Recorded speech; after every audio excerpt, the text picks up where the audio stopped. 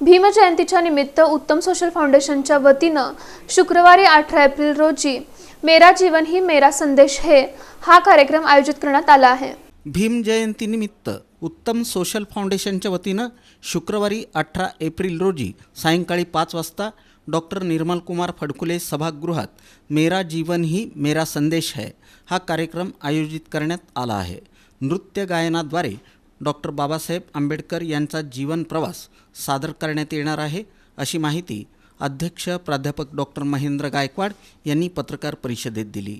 या कार्यक्रमाला प्रमुख पाहुण्या म्हणून खासदार प्रणिती शिंदे, आमदार देवेंद्र कोठे, रिपाई आठवले गटाचे प्रदेशाध्यक्ष राजाभाऊ सरवदे, पालिका आयुक्त डॉक्टर सचिन ओंबासे, मनपा आरोग्य अधिकारी डॉक्टर राखी माने, स्थायी समितीचे माजी सभापती मधुकर आठवले यांची प्रमुख उपस्थिती राहणार आहे।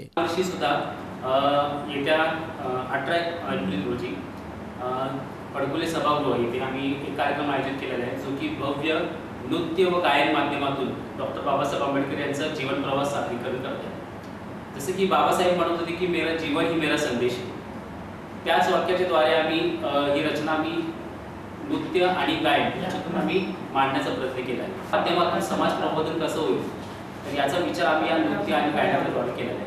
त्याचप्रमाणे एप्रिल महिना तसंच मार्च महिना आपण बघत आहोत की संबंध महापुरुषाची जयंती एका पाठोपाठ आलेली आहे, तर त्याचाच आपण थोडासा आढावा घेऊ।